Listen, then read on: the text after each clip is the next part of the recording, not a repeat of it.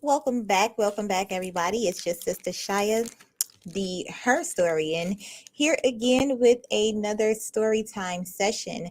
We are still reading The Great Cosmic Mother, Rediscovering the Religion of the Earth by Monica Shu and Barbara Moore. The link is in the description if you would like to purchase the book for yourself. Remember to like, share, and subscribe. I'm going to go ahead and share my screen and go ahead and get started reading. Hope everyone is having a wonderfully joyous day.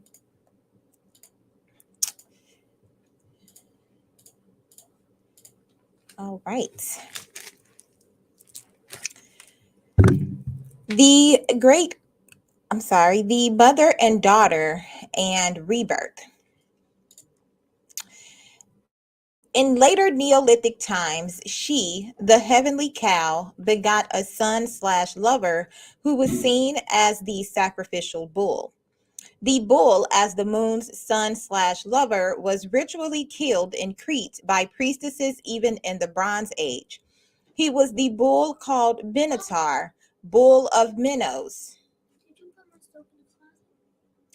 In the Cretan labyrinth, remaining frescoes show the ritual sport of bull leaping, with young Cretan women and men somersaulting naked over the horns.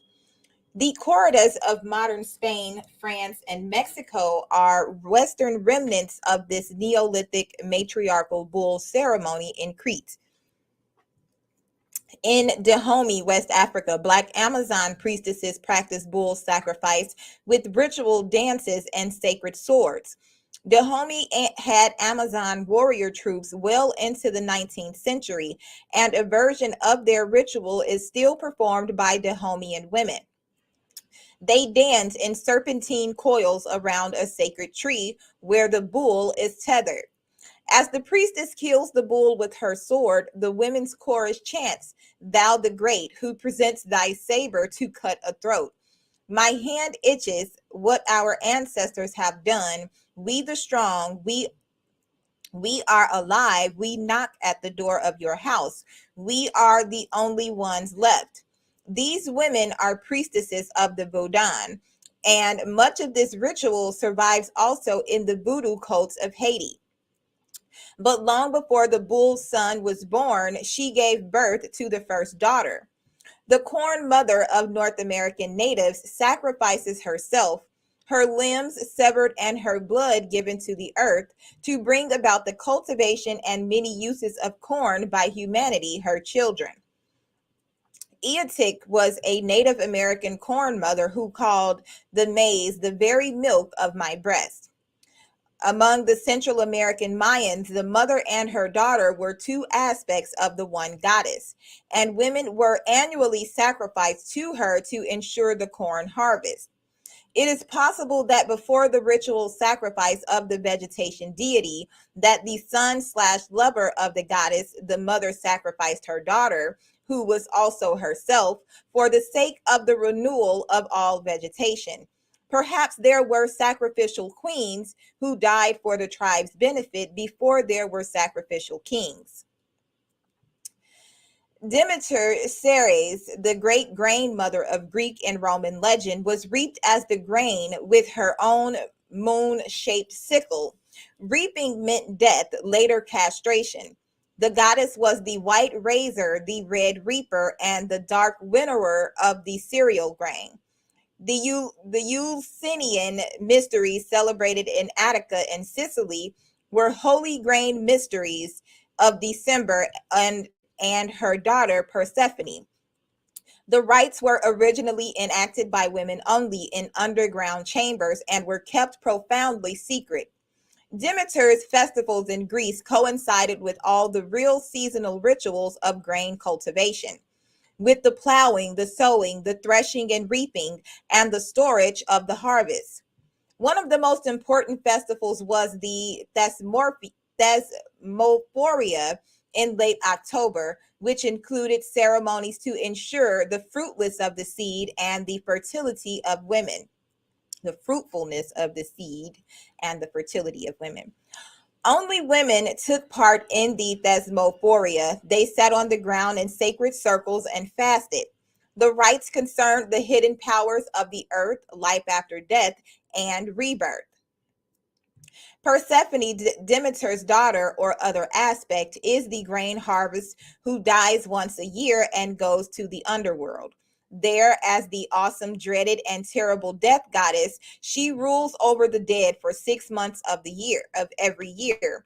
At the end of this time in the spring, she is resurrected by her mother and becomes Kor, the maiden, once again. Kor was the deity of youth and gaiety and leader of the dancing nymphs. In these three female aspects, the young maiden, the benevolent mother, and the death goddess, we can see the triple goddess of the moon.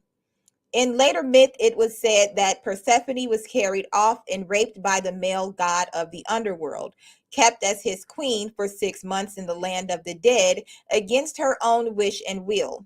In this patriarchal version of the legend, the goddess and her vegetation processes are seen as passive functions, subject to male will and manipulation. In the original legends, the whole process is active. The goddess is intentional. She sacrifices herself. It is Demeter's annual grief at the loss of her daughter that causes the death of the crops. Demeter goes searching for Persephone, mourning, while all lands and animals go barren, nothing can grow, and terrible despair falls upon the earth. When she at last finds Persephone and restores her to life, there is a renewal, a spring, reawakening sexual desire in humans and animals. All nature is reborn in celebration. Demeter gave the gifts and techniques of agriculture to humans with the sacred Eleusinian mysteries, or Eleusinian, yeah, I'm gonna leave it at that, mysteries, and thanks for the mortal help she received in her search for her daughter. In return, farmers always offered their harvest first fruits to Demeter. The same ceremony was enacted by the Neolithic people of Britain at Silbury Hill in worship of Danu. But Persephone, as her own death aspect, what, Aiden? Persephone, as her own death aspect, must return to rule as queen of the underworld during the dark time every winter when vegetation dies. As Kor, the maiden, she returns each spring the fruits of the fields. And so there is an eternal cycle of birth, loss, mourning, searching, rebirth. Feminists have read the Demeter Persephone myth as a paradigm of contemporary woman struggling to escape the death clutch of patriarchy in a search for her original fruitful self. As the grieving, determined mother, she descends to the underworld into social rebellion, role reversals, personal madness, the dark journeys of introspection and disintegration that precede creative visionary power to rediscover her own soul, retrieve the joyous daughter of self-determining life. Once empowered by this reintegration of mythic and real female energies, women could then rendezvous with male energy as lovers, procreators, friends, without undergoing the suicidal capitulations so long required of us by patriarchal sexual tradition. In the view of writers like Jill Johnston, it is the modern lesbian, especially, who experiences within herself the conflict and union of ravaged Persephone and brave, sorrowing Demeter, social outcast and social conscience. Ceres, the Roman Demeter, was the goddess of grain and of the earth's creative powers. She was worshipped by the common people, who always worshiped the more ancient and original earth powers, while aristocrats and ruling classes turned to the new fangled gods designed to justify their illegitimate power. As the provider of bread and guardian of sacred laws, Ceres was the protectress of the common people in their early struggles for liberation under the Roman Empire. All laws were recorded in her temple, inscribed in bronze. Cities were founded amid her rites, the walls rising symbolically from the womb of the earth. During festivals of Ceres in patriarchal Rome, neither father nor son could be named out loud, lest the mystery of the mother be desecrated by the memory of masculinity, marriage, or father right, all aligned with the hated innovations of the new military regime. In the Eleusinian Orphic and other mysteries of the mother, the small dung mushroom was eaten by worshippers. It is still used by Portuguese witches. It has an effect similar to mescaline, giving the participant an experience of universal illumination. Demeter, in one myth, attempts to make a child immortal by anointing it with ambrosia and hiding it in a fire to burn away its mortality. Many such stories were originally related to ritual use of natural hallucinogens combined with Tantra yoga techniques. When the goddess begets a son, and he becomes the moon hero and the newborn spirit of the vegetation, the green child, he is then the origin of all the dying and resurrecting male gods. And she, like Inanna of Sumer or Ishtar of Babylon, journeys to the underworld to save him. As Inanna Ishtar passes through the seven doors guarding the land of the dead, her amulets, jewels, combs, and belt are stripped from her, and her garment veils, one at each door.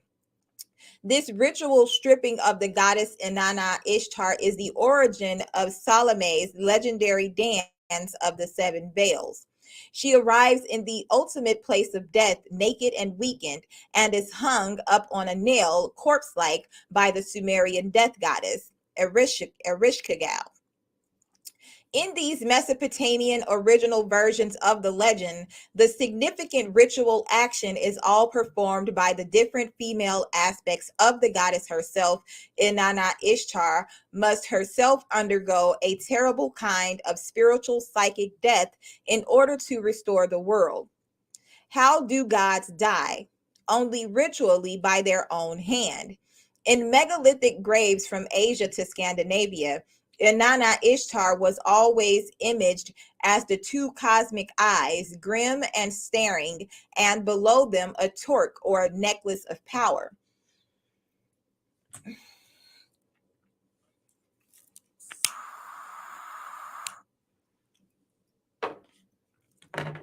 She herself kills her son slash lover, Dumuzi Tammuz, in her form of wild strength, the she-bear or she-boar.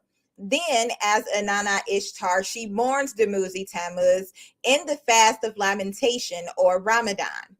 Rites of Dumuzi Tammuz, Attis, Adonis, Osiris, Dionysus were always attended by wailing, mourning women smeared with ashes and head shorn. Inanna Ishtar ultimately finds and restores her son slash lover to rebirth and immortality. In Egyptian mythology, it is Isis, the original great mother, who goes over the earth seeking her sacrificed brother slash lover Osiris. Sister-brother marriage among Egyptian royalty was common and desired because both shared the mother's blood. Isis finds and pieces together the severed parts of Osiris's body, renewing the world. Osiris was her moon fruit, the vegetation that was yearly destroyed and then regenerated by her. In still later legend, Osiris was murdered by his own dark aspect, a twin brother Set. In some myths, the moon hero fights his own way out of the underworld. And still later, showing the complete reversal of meaning under patriarchy, the ritual of the moon god becomes that of the sun god, who saves the male-dominated world by slaying the great goddess herself in the form of a dragon, whale, serpent monster. Robert Graves in The White Goddess writes about the goddess in her orgiastic aspect, how at midsummer she demands human male sacrifice. This is the aspect of the goddess that has most fascinated male poets. She is the queen of the mountains, of summer, of the wind, and of the wild oxen. And the hero Hercules is her son. Hercules means the glory of the death goddess. Heracles, Hera Ra, the female aspect of the sky and air, encompassing her fertility, was ruler over the pasture lands. Her hair was curled like snakes, her eyebrows were shaped like horns. She was called the cow-eyed, the noble one, giver of all. Hera was pursued through 300 years by Zeus, the Indo-European thunder god, and finally agreed to become his wife during the Grecian Bronze Age. Then, at Zeus's bidding, Hercules slayed the serpent Ladon, who was the guardian of Hera's sacred fruit tree. This signals the triumph of patriarchy over the goddess in Greek myth, as does the similar story in Hebrew Genesis. In the midsummer sacrifice, Hercules was made drunk with mead and led into the middle of a circle of 12 stones arranged around an oak. The oak has been lopped into a T shape, her tree of crucifixion, and an altar stands before it. Hercules is bound to the oak with willow thongs. Willow is the moon tree and is then beaten, flayed, castrated, and finally impaled. His flesh hacked into joints on the altar. His blood is caught in a stone basin to be sprinkled on the fields and the whole tribe to make all fruitful. According to Graves, Hercules was the male leader of the midsummer orgiastic rites, together with his 12 archer companions. These 12 men danced in a wild figure eight around the ritual fires. Hercules led the people in war and hunting, but as his name shows, he was subservient to the goddess. As queen of the woods, she had sacred union with him, the tribal queen choosing a male to participate in these sexual rites with her. The priestess of this goddess of the woods was the tribal lawgiver. Later, the male sacrifice ritual was abandoned, and the agricultural king reigned alone for a sacred number of years, a bull being sacrificed in his place, or in some versions, for each year of his reign, he offered a child victim in his place. What all these myths are about is the core of all religion: birth, death, rebirth. The moon is the goddess who dies and rises again, the fruit that produces itself out of itself with the power of life over death. The moon dies and then conquers darkness to rise again as the new moon, small at first, but with energy within to recreate herself. The serpent sheds its skin and is reborn. The great harvest, the daughter, the sun, as vegetation deity, dies and is reborn in the spring. These are all the original, ancient, and matriarchal ideas of cyclic birth, death, and resurrection, ideas many millennia older than the doctrines of Christianity, which simply co opted them because of their universal resonance and power and attributed them to a male god. But the first and ultimate world saver is the female. The original resurrecting God is the moon. As the moon mother says from the beginning of human time, tell them as I dying live, so they dying will live again. The moon tree. A magic tree grew in northwest India, from which a wine with a narcotic effect was made. The yellow soma plant was plucked by moonlight and bathed in water and milk, becoming thereby identified with the yellow swelling and water cleansed moon. One ate soma with the ritual words swell and increase, becoming oneself the self of nourishment, free from all the warring opposites. Inspiration and ecstasy led to the final initiation through the moon into a higher consciousness. And this was to become like the goddess, to transcend death and be immortal, with the power to envision and create what had not been manifest before. Those who verily depart from this world to the moon, in truth they go. This verily is the door of the heavenly world. In the Hebrew Christian Garden of Eden, the human race is punished for desiring transcendent knowledge, sexual awareness, and immortality, for wanting to be, quote unquote, like gods. In the much more ancient, original, and beautiful garden of the goddess, human beings are asked to participate in her immortality, to know and enjoy the ecstasy of divine oneness.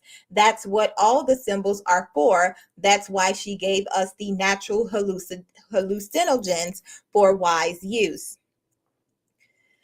The Great Mother, being the truly original creatrix, is not threatened by human transcendence, ecstatic illumination, and full sexual consciousness. What genuine Godhead could be threatened by such things? The new patriarchal deities of the Bronze Age, like Yahweh, as secular political usurpers of sacred power, need human beings to be under strict psychic control. As gods, they represented new secular power elites who wanted to hoard the agriculturally created abundance of earth for themselves, for their ruling royalty, for their ruling royal and priestly and military classes. So they erected gods as police to uphold spiritual taboos, rationalizing the rule of the rich few over the enslaved many, taboos designed to keep quote unquote mortals from the sacred garden, to keep all humans from sharing in the earth abundance that once belonged to all, but now represented what must be called class wealth. This ruling elite created jealous gods who promised punishment to any mortals who tried, spiritually or physically, to share in the old epiphanies. These ruling class patriarchal religions no longer invite participation, as did the mother goddess religions. Instead, they demand obedience, a fearful obedience which keeps humans beings out of touch with our natural transcendent centers and magical techniques. An unthinking and alienated obedience which keeps us dependent on their hierarchic logical punishment and reward systems for our lives. The only way any tyranny can maintain control over the human psyche is to set up a false god, a police god, which in the guise of quote unquote religious morality interposes punitive and manipulative dualistic systems between our daily beings and the source of being. The cup of Soma is also the mind, men's mind, moon. It is mental perception and knowledge conveying the psychic cosmic inspiration of the moon. When the understanding of its own motion forms ideas within itself, it then comes to be called mind. Through the loss of ego, personal, self conscious control, one reaches the still center that is true self. Spiraling the body psyche through sexual rite, ecstatic dance, and the drinking of soma, one reaches the still center of it all, or of all. Soma is distilled from the primordial waters and is the dark fruit of the moon tree. Soma is the mind fruit of the spine tree, coming from the dark moon, from Sybil, Hecate, Kundalini, Kali, Kotlaku. Soma gives visions, but also madness, lunacy, as it came to be called by the culture of Solacy. Moon is the magical powers, the mind, manas, inspiration, and ecstatic trance.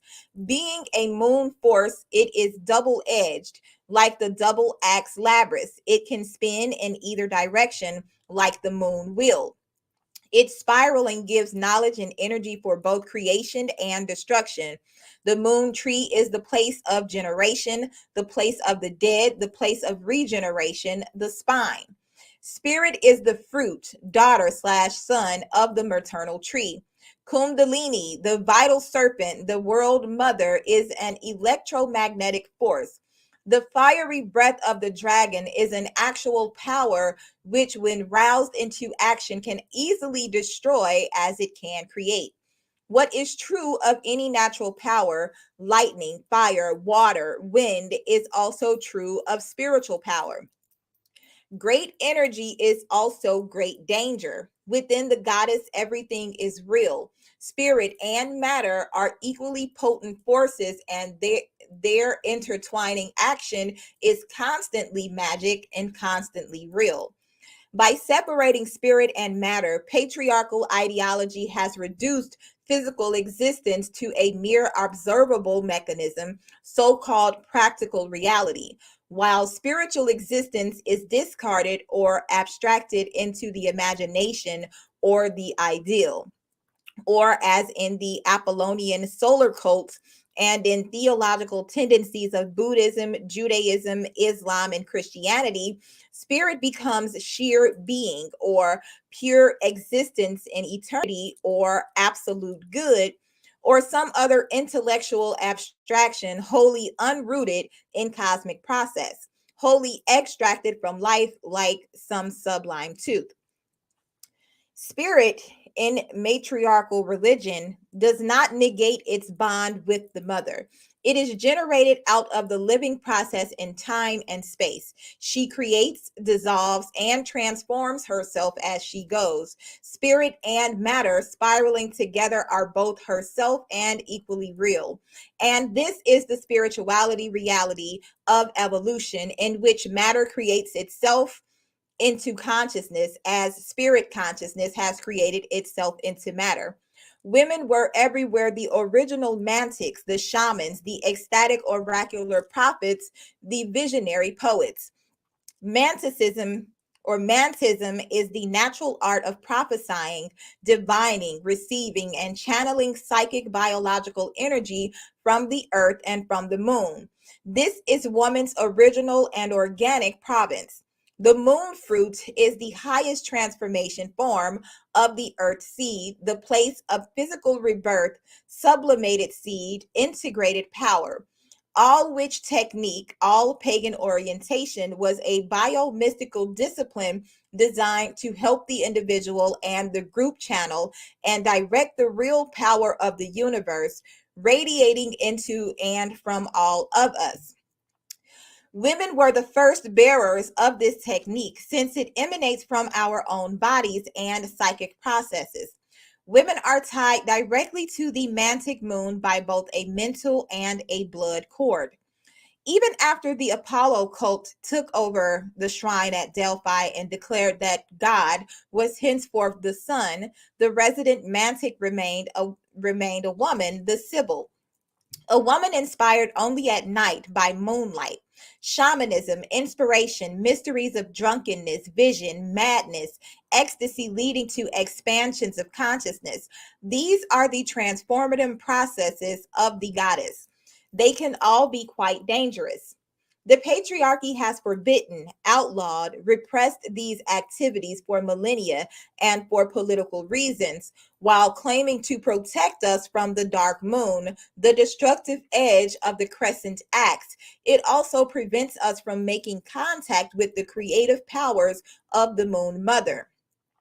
The dark side is real, spiritual and psychic death from the drinking of soma, poisoning, loss of ego, negative orgiastic rites, extinction and madness, experiences of dissolution, rejection, utter deprivation in the death mysteries of the terrible mother, all are real. As Inanna Ishtar was hung up on the nail and held by Ereshkigal, the withered death goddess. And this is the importance of the ancient symbols, myths, and techniques of all rites of initiation and occult doctrines. They can help one get through the danger center of the spiral and emerge transformed on the other side. They help turn personal psychosis into sacred transformation. It is precisely at the extreme negative point that the dark moon turns and shifts into its opposite pole of ecstasy and illumination. It is at this point that the moon journey can lead either to madness or a luminous experience of immortality. At the fusion of the double spiral, there is a vortex and winds of dissolution. Beyond is a still center and the bliss of union. Transcending the opposites, one can experience the shift from one pole to the other and contain within consciousness an active understanding of this process. And this constitutes the core teaching of the ancient mysteries. As has been said wisely many times, without the devil, there is no Christianity. With the good God forever at one pole and the bad devil forever at the other, the human mind under Christianity is locked forever into a battlefield of dualistic antagonisms with no hope of transcendence or no hope of maturity. The Christian mind remains undeveloped, the eternal spectator at the cosmic football game between heaven and hell, good and evil defined as two irreconcilable teams. One must win, one must lose, and the spectator never knows wholeness. The forbidden fruit of the moon tree gives knowledge of the paradox, good and evil, life and death, and a mature knowledge of reconciliation of opposites in the experience of cosmic oneness. If human beings eat this fruit, patriarchal religion is out of business. A world free of psychic alienation would need no Christian salvation or salvation of any kind. When dualistic opposites are allowed to fuse in the mind, the psyche saves itself. The moon tree, like all symbols of the great goddess, is double sided. The double axe, the double spiral, the moon wheel spinning right and left, the lunar horns of cows waxing and waning, the gate or doorway, womb and tomb, where one enters and leaves, is born into and dies out of. And so the moon tree is double edged, with roots in both earth and sky, branches in both sky and earth. But this symbolism is not dualistic. The moon mother is a triple goddess, and her symbols have a triple aspect. For in each, the two polar sides are joined in the center, joined by her body, the trunk of the tree, the handle of the double axe, the center hub of the wheel, and still center of the spiral. The cow who bears the crescent horns, the space, and the lintel stone itself joining the directions of the doorway.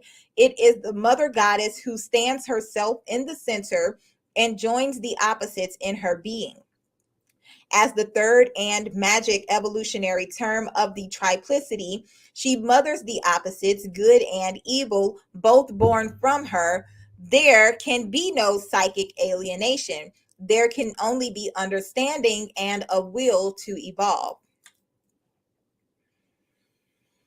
All through the Neolithic, the matriarchal consciousness in both women and men was still open to the processes of the self, called by Jungians the unconscious, and therefore to psychic wholeness. Soma was brewed in the cauldron of inspiration and regeneration, the sacrificial cauldron of the Great Mother. The cauldron, like the other symbols, is the mother's body. It received the ritually spilled blood of death, but also produced the drink of immortality. In the form of the crucible, it was inherited by the alchemist. In it, base metals were changed into gold, matter into spirit, mortal into immortal. This mother pot appears among early European pagans as the great Celtic cauldron of inspiration, the cauldron of Ceridwen, central to later Druid belief and practice. In early Christianity, mingled with medieval pagan iconography, it is the chalice of the Last Supper, the Holy Grail containing the blood of Christ or the blood of the mother's sacrificed son. It also appears as the suit of cups in the tarot cards. Isis and her priestesses carried a musical instrument called the sistrum. Legendarily, it contained the four elements of the universe: earth, air, fire, and water. Each is the opposite of the other, and they are all resolved into harmony within the body of the sistrum. Nature is released by the movements of Isis, vibrated into music and vision. The roses of Isis are pure passion, love redeemed from lust by the energy of understanding. I am she of 10,000 names. I am all that has been and is and shall be, and no mortal has ever revealed my robe. The robe of Isis is the multicolored veil of nature, which hides the mystery truth from uninitiated human eyes. The sons slash lovers of the goddess, Dionysus, Osiris willingly, but even Buddha slash Christ against their will are the same. The goddess of Crete wears 3 opium poppy seeds on her head, and Buddhists twirl the wheel or chakra to achieve inspiration and luminous integration. All this churning of the cosmic ocean finally produces the magic drink of Soma, the moon fruit, or the mind. The dark of the moon and moon blood. Much of what comes to us from great mother mythology is her aspect as terrible mother. Historians and psychoanalytical researchers stretch this aspect as though it illustrates the quote unquote darkness and savagery of all those millennia unenlightened by patriarchal order. There was blood sacrifice, but nothing approaching the scale of patriarchal mass murder, nor was the sacrifice wanton. It was highly ritualized, and people believed there were deep reasons for it. Our human ancestors could not have survived the millennia as brutal savages, nor could they have created all the seeds of all the cultures that followed unless they were highly complex beings. To know them, to know our own history as earthlings, we need to understand their complexity and their reasoning. The ancient people believed that the fetus was entirely formed and fed from the mother's blood, and this was why women didn't menstruate during their pregnancies. This perception was half correct, though the entire menstrual cycle is only recently understood. Menstrual blood was valued for its power. African and Australian Aboriginal people painted themselves red and poured blood on sacred stones, celebrating the menstrual power of the Moon Mother. The great and terrible goddess mother of India, Kali, was covered in blood-stained clothes during her monthly periods, and these garments were prized as strong medicine. Kali's devotees also slashed themselves and covered her statues with their blood. These ceremonies still occur in India. Expanding on the perceived power of menstrual blood, it was believed that the mother as earth body needed strengthening and renewal through blood sacrifice. As her blood created creatures, so the blood of creatures was cycled back to her. What was taken from her by humans in the form of harvest had to be returned in human or animal sacrifice. So the Neolithic funeral rites were not only connected with deaths of human beings, but also acknowledged the death of all earth vegetation.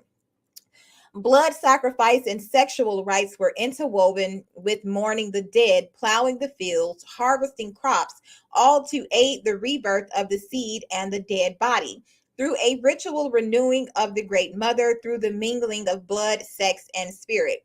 The moon also was seen as weakened and devoured by the powers of darkness during its waning phase. The dark of the moon came to symbolize the awesome underworld. Ancient Hindus believed the dark moon descended to earth to wait in the sacrificial place. These 2 to 3 nights of darkness are full of terrible power, as darkness and as the bleeding time of women. During this time, humans once fasted and prayed and performed rites to keep themselves concentrated and intact during the passage of darkness. In later Neolithic times, some cultures saw the moon as male, as the son slash lover of the goddess. As the vegetation deity died once each year to fertilize the crops with his blood, so the male moon god died each month.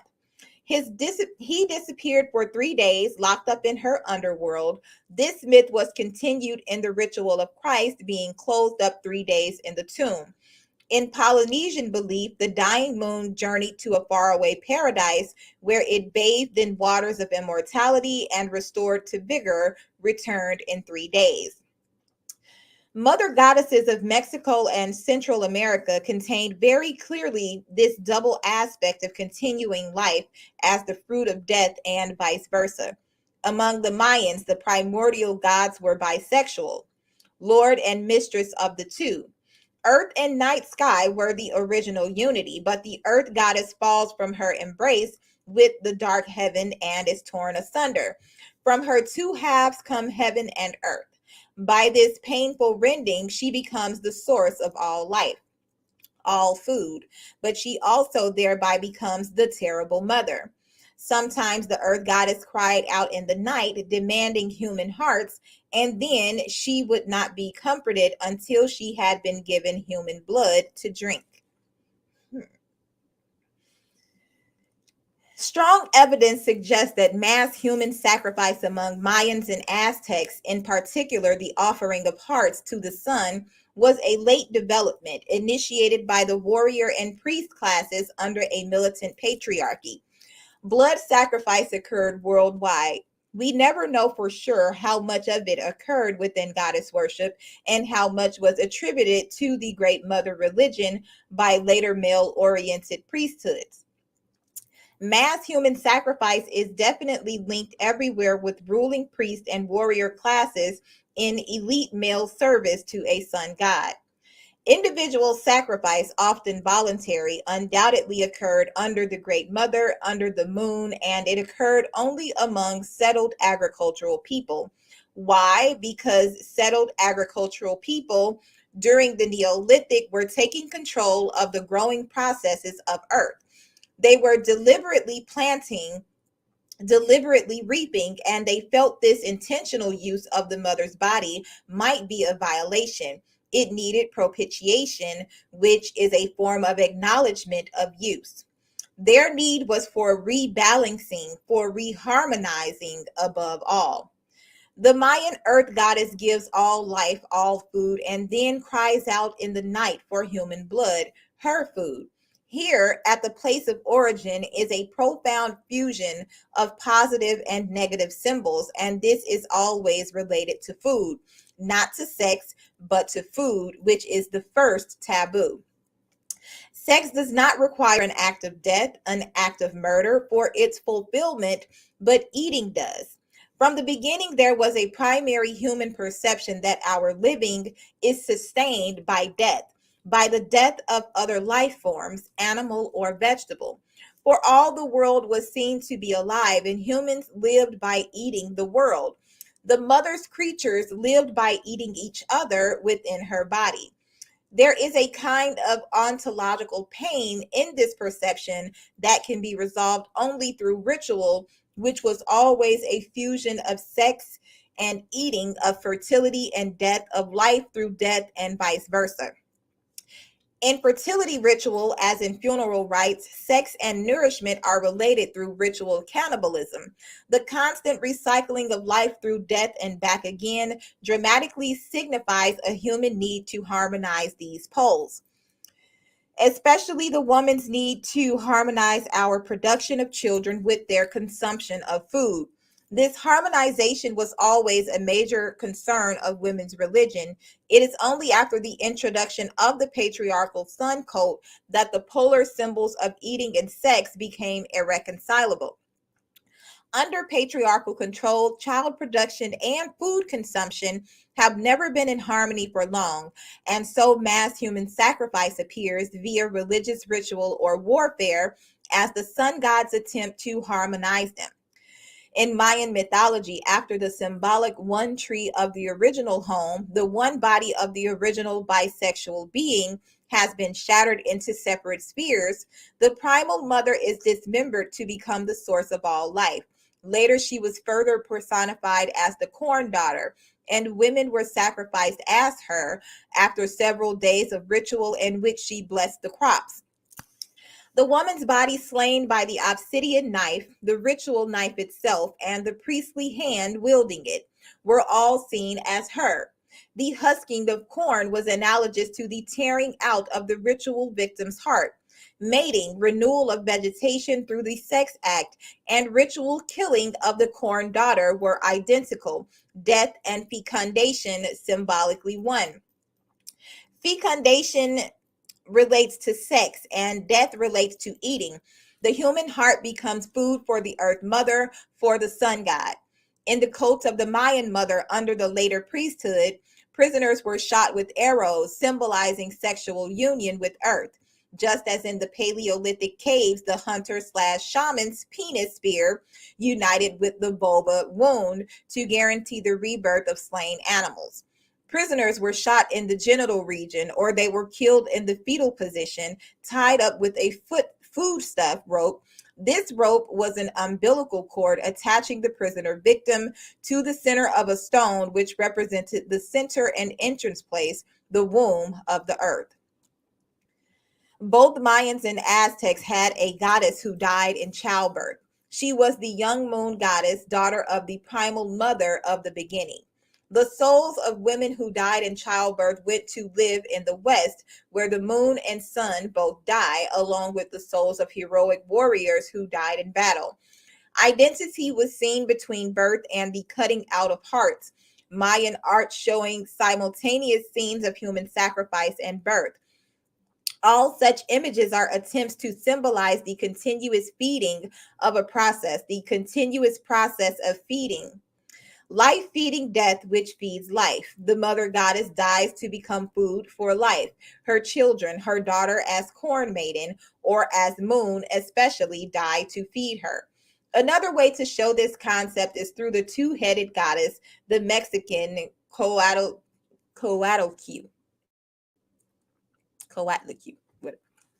The colossal Aztec statue of Coatlicue fuses in one image the dual functions of the earth, which both creates and destroys. In different aspects, she creates Coatlicue, lady of the skirt of serpents, or goddess of the serpent petticoat. Cihuacotl, the serpent woman, Latzolteotl, goddess of filth and redemption, and Tonatzin, our mother, who was later sanctified by the Catholic Church as the Virgin of Guadalupe, the dark-faced Madonna, La Virgen Morena, La Virgen Guadalupana, the patroness and protectress of New Spain, and who is still the patroness of all Indian Mexico. In the statue, her head is severed from her body, and from the neck flow two streams of blood in the shape of two serpents. She wears a skirt of serpents girdled by another serpent as a belt. On her breast hangs a necklace of human hearts and hands bearing a human skull as a pendant. Her hands and feet are shaped like claws, from the bicephalous mass, which takes the place of the head and which represents Omiscan, the topmost heaven, to the world of the dead, extending below the feet. The statue embraces both life and death. Squat and massive, the monumental 12-ton sculpture embodies pyramidal, cruciform, and human forms. As the art critic Justino Fernandez writes in his oft-quoted description, it represents not a being but an idea, the embodiment of the cosmic dynamic power which bestows life and which thrives on death in the struggle of opposites. The resemblance between the Aztec Coatlicue and the Hindu Kali, including their names, is profound. They represent the same primal perception, the continuity of life versus or life/death, however strange or terrible, like causing terror. Such rites and icons might seem, they show the original human mind trying to come to terms with the paradoxical reality of the primal mother, she who bleeds with both life and death, she who dies and returns again cyclically, she who gives us all to each other as food, as blood kin, as co-creators of our ecstasies and our destructions. As Carlos Fuentes notes in Terra Nostra, terra or earth and terror are related. They have the same origin because the source of life and the source of death are the same. And this is both a frightening and an awesome recognition. It is very hard to endure without ritual resolution. Moderns who neither kill nor grow their own food nor bury their own dead would seem to have solved the problem by avoiding it. But in fact, the resolution is simply delegated nowadays to nightmare slaughterhouses, torture rooms, death squads, and snuff films, in which criminal priests perform obscene sacrifices to the gods of displaced responsibility. No one can truly avoid the paradox of life/death as one continuous God or process. Such a perception arises from the deepest labyrinth of our psyches, where there is no distinction between primitive and modern. The only real difference is that primitives strive to be conscious of the paradox, moderns strive to escape it. But the paradox shows us an ontological maze we cannot sanely deny, destroy, or overlap. We have to learn to walk it again, to dance it as our ancestors did, with grace, strength, and all-full wisdom. The goddess in her death aspect is the earth in which things rot, the devourer of the dead bodies, the great underground vessel. The Eleusinian mysteries of the ancient Aegeans, Cretans, and Egyptians contained symbolism of the burial of the dead in great stone jars, the pithoi, as grain seed was buried and stored under the earth. Women were the keepers of the seed jars and of the dead. The black night sky also was identified with water and with the devouring darkness of the underground. Hell, the abode of the dead, was entered through the all-eating mouth cavern of the earth.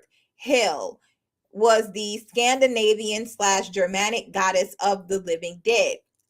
The womb was the hungry mouth, organ of cannibalistic life and death. The hungry earth mouth takes the blood seed of living creatures and, once fertilized, gives birth again by way of death.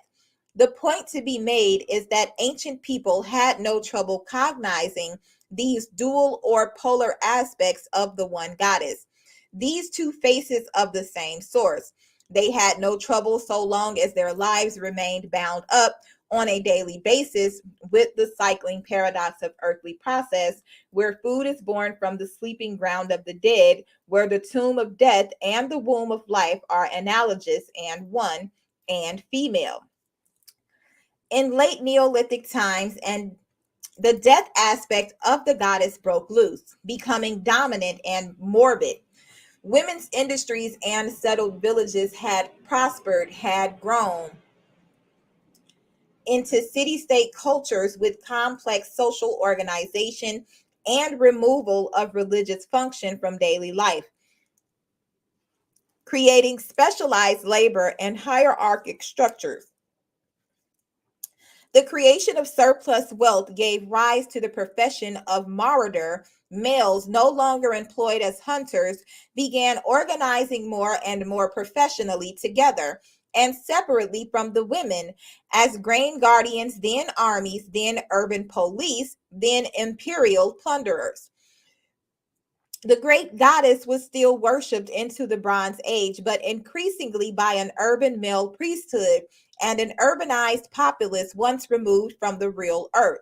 Between producer and consumer, ruler and ruled, living and dead, sacred and daily life, there was a growing gap. Call it urban secular life, historically filled with structures of nervous alienation and psychological personal fears.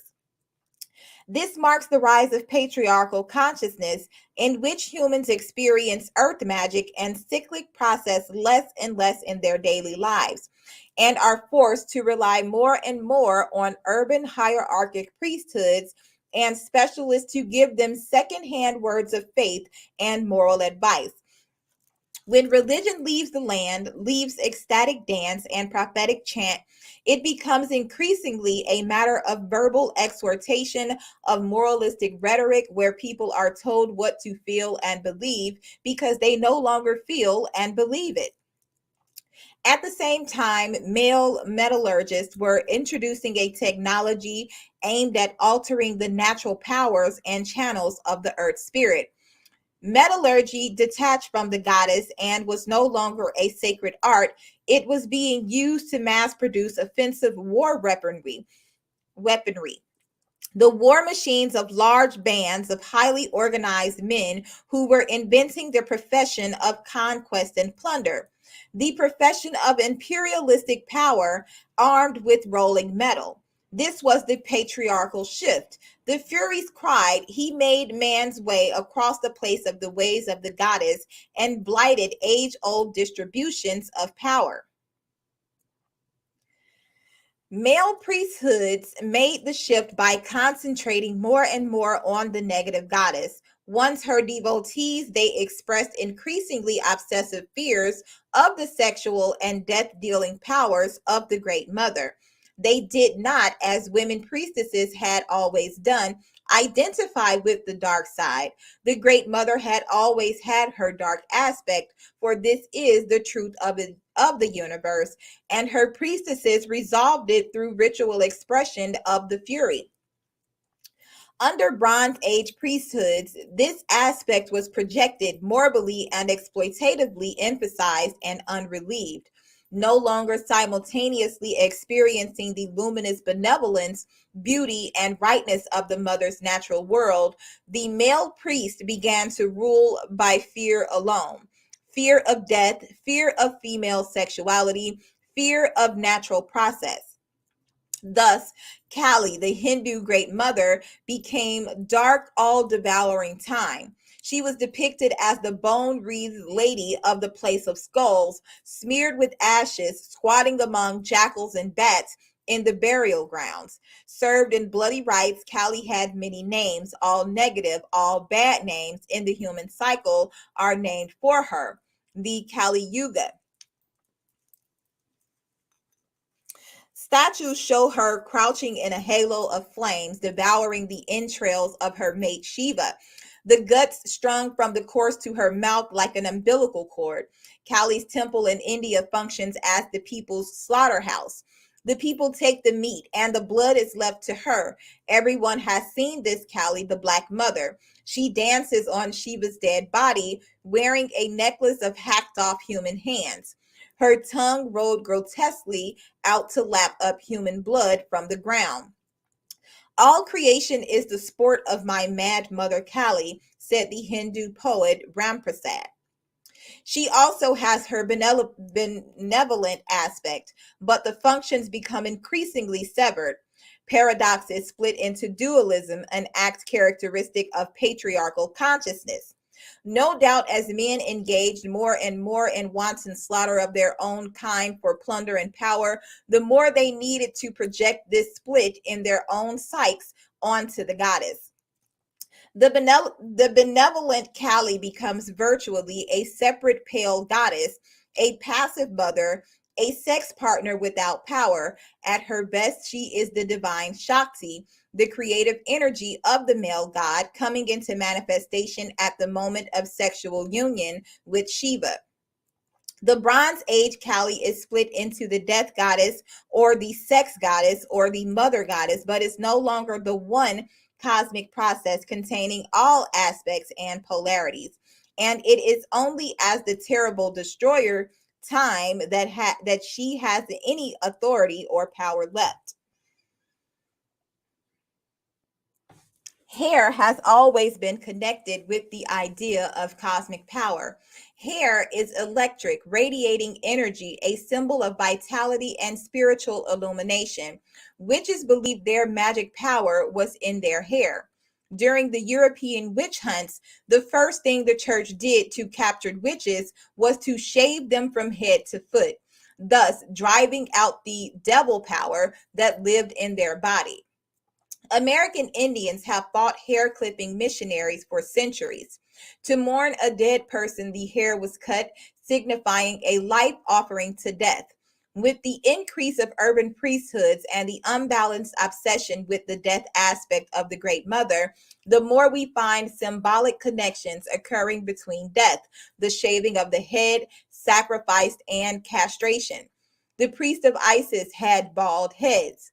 And still today we have tonsured monks, shorn nuns, and the Christian notion that a woman's hair is a seductive, witchy insult to God and must be covered in his church. And thus traditional Jewish brides cut off their long, glorious hair, sacrificing original female power to subordinate to a male in marriage. Among the Greeks, the goddess of the dark moon was Hecate.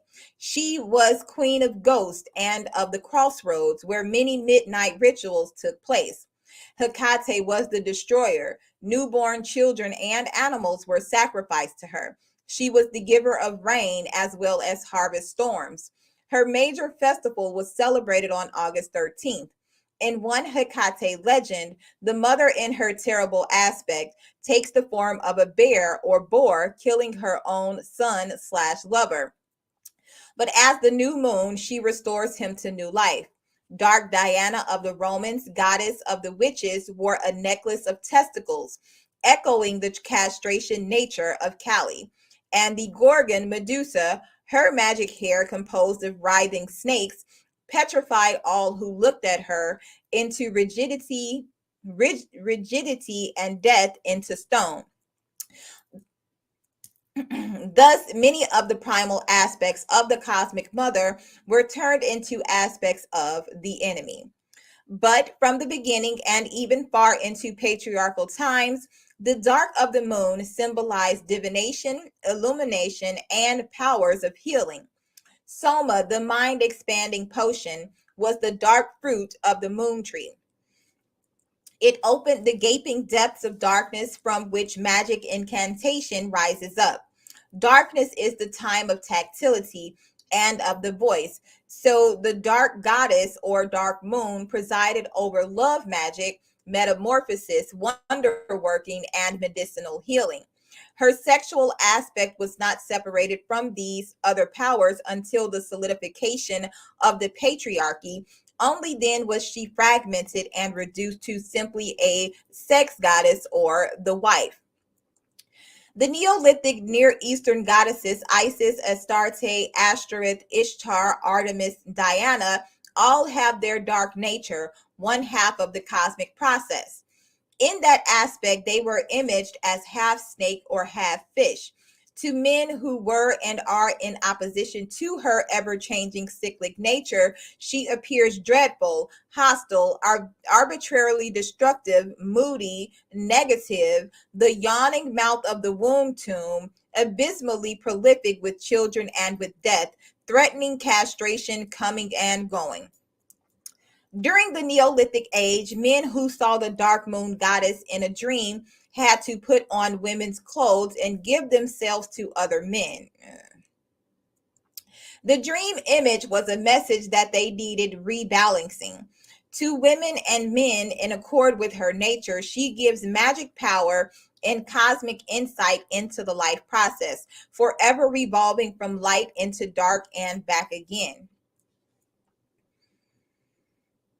From earliest Stone Age times, the process of birth was the prototype for the process of spiritual rebirth, of higher birth into the heavens as an immortal or star.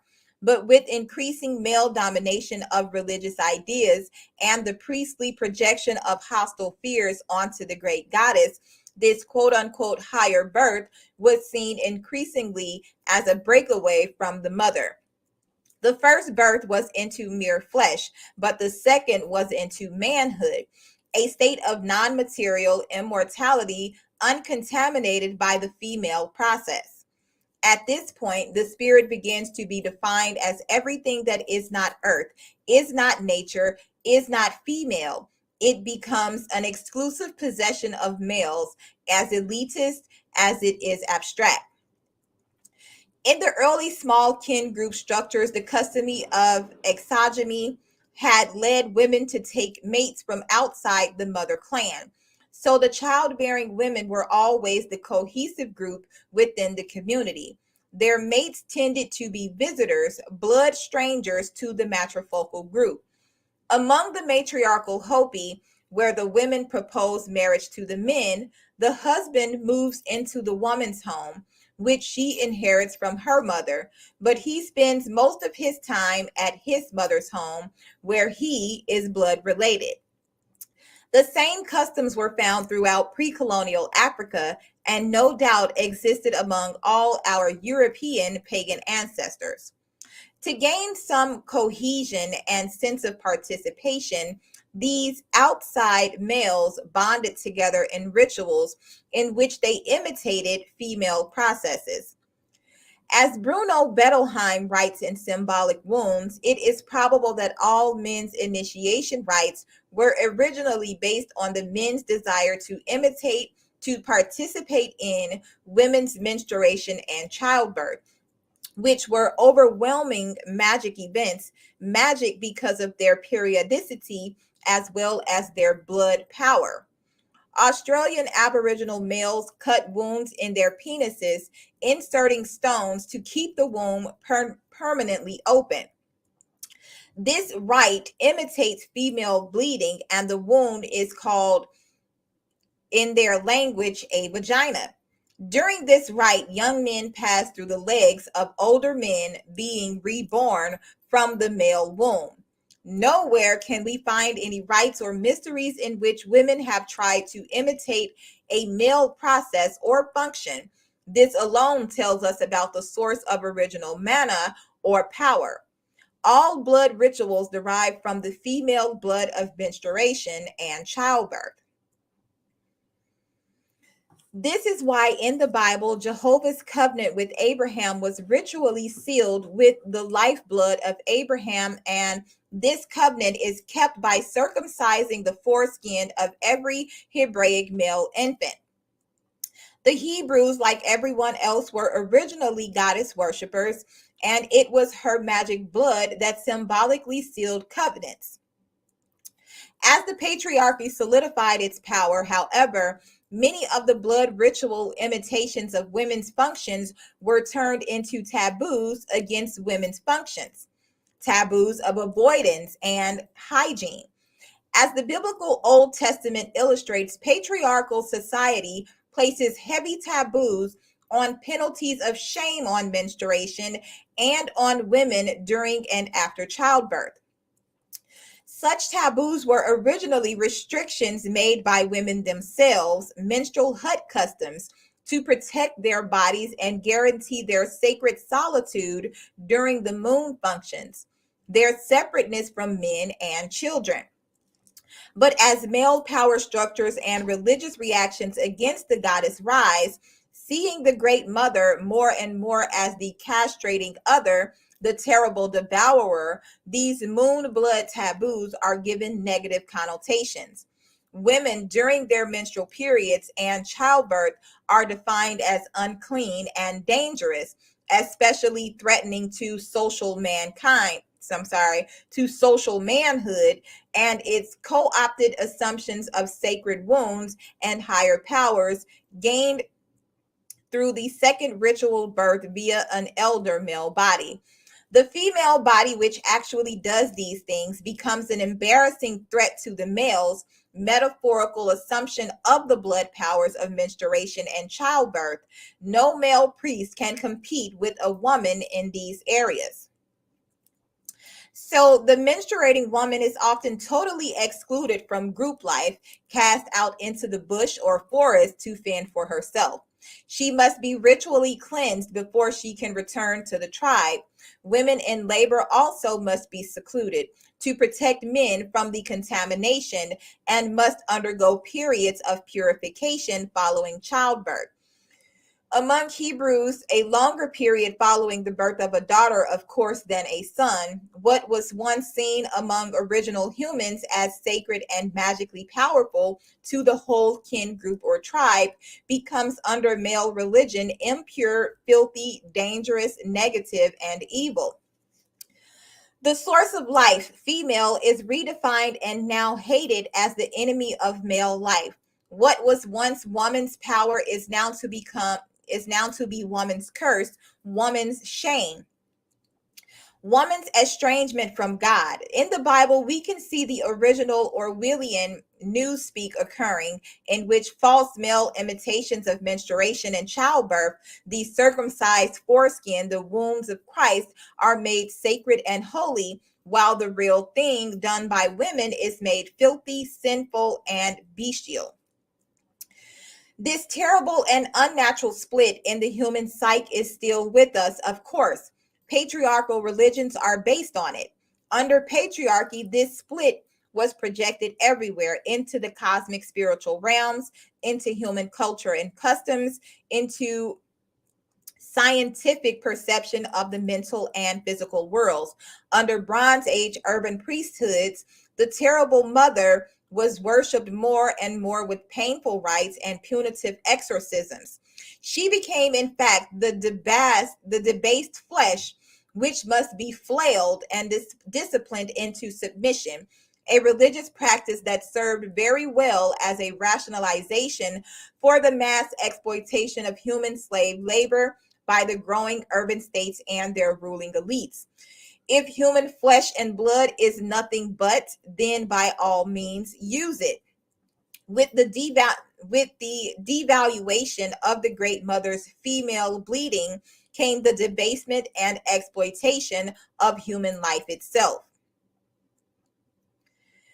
Women's menstrual blood always was, always is, of the essence of the creative power of the Great Mother.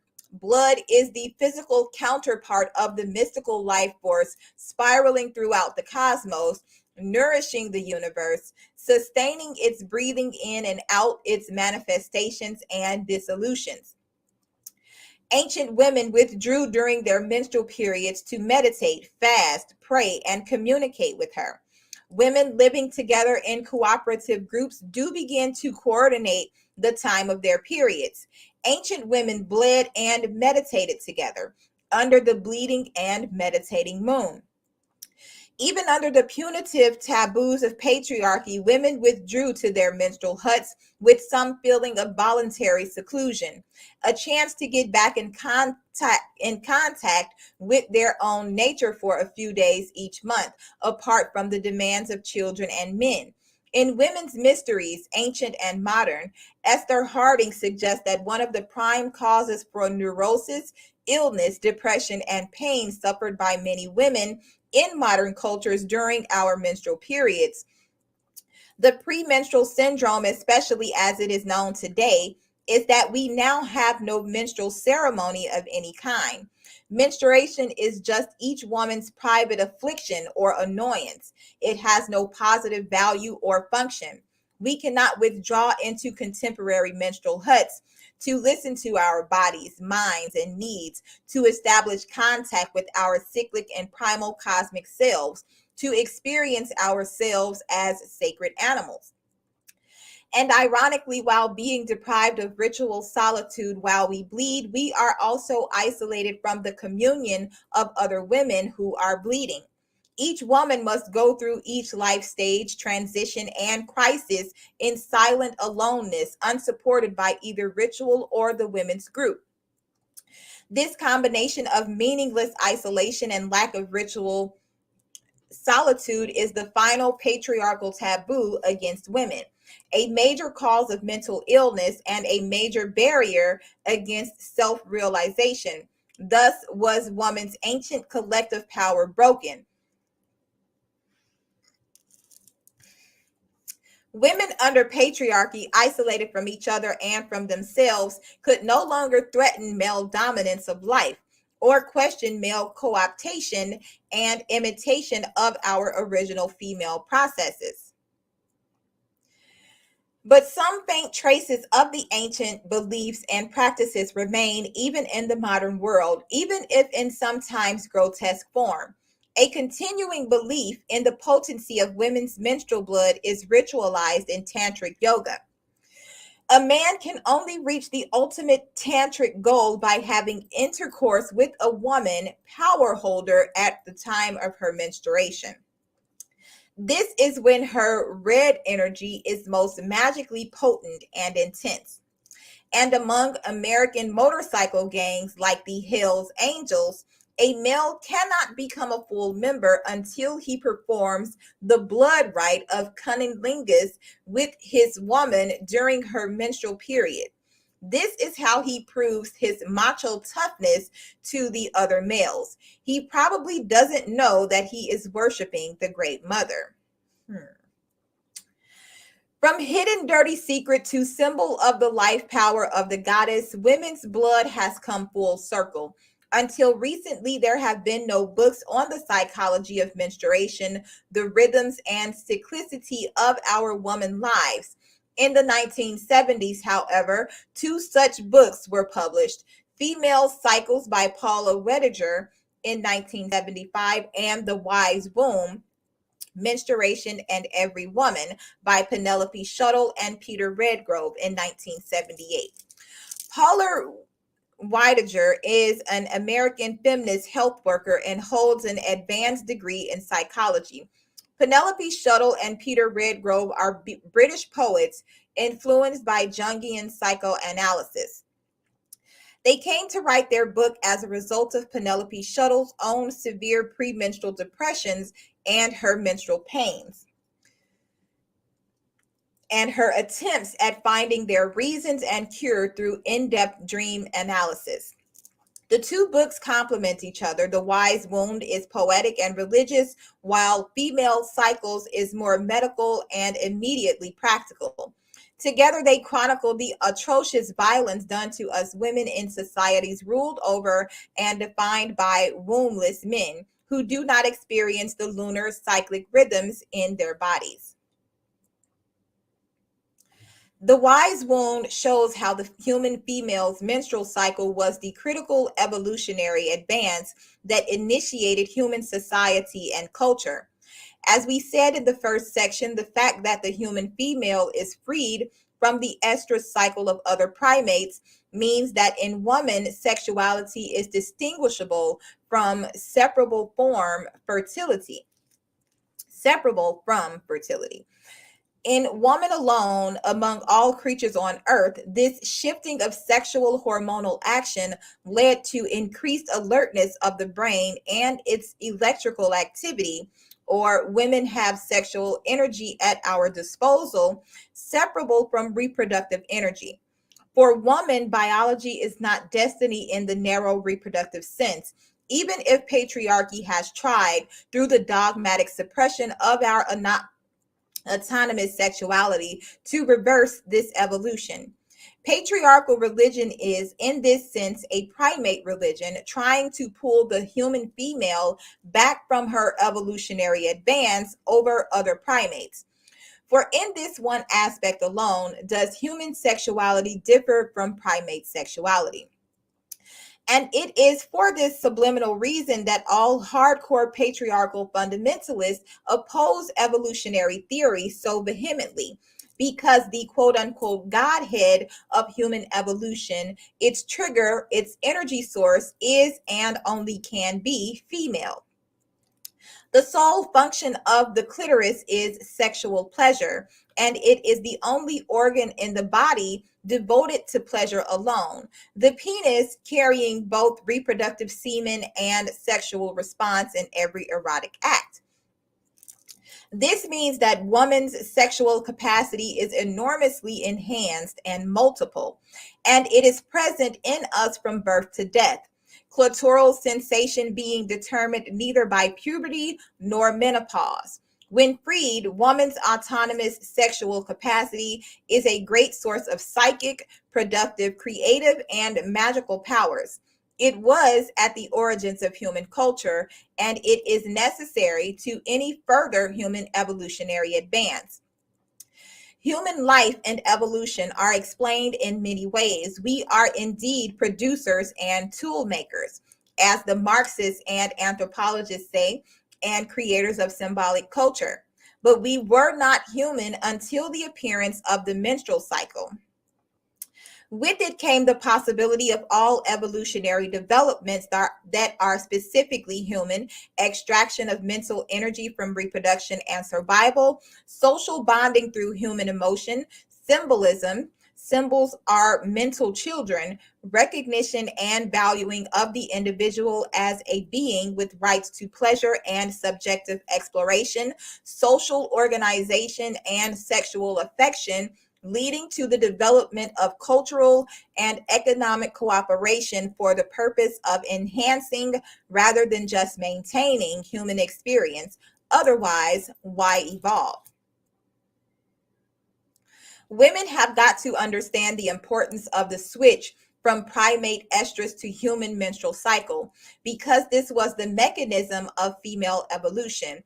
It is also the target of patriarchy. Female sexuality and female evolution have been for 2 or 3 millennium at last in a lethal deadlock with patriarchal ideology, religious, economic, and political. This is because patriarchy as a system wants to enforce and maintain male primate power, dominance, control over our species. The rise of patriarchy was an evolutionary step backwards in this sense. The only thing blocking or neutralizing this patriarchal primate urge toward dominance control of the human species is the more advanced capacity for human creative communal process via social sexual bonding evolved by the women of our species, or we are still trying to evolve from the primate to the fully human. And in this long attempt, autonomous female sexuality represents an advance, while patriarchal control over female sexual process represents regression. This is why all patriarchal religions try to define menstrual and childbirth blood, the source of life, as a filth, a shame, and a crime, because it represents the creative power of the evolutionary female, she who, as Judy Grant said, she who with her blood created the human world. And we're going to end it there. Thanks again, everybody, for listening. Don't forget to like, share, and subscribe. Again, if you want to purchase the book, it is in the description.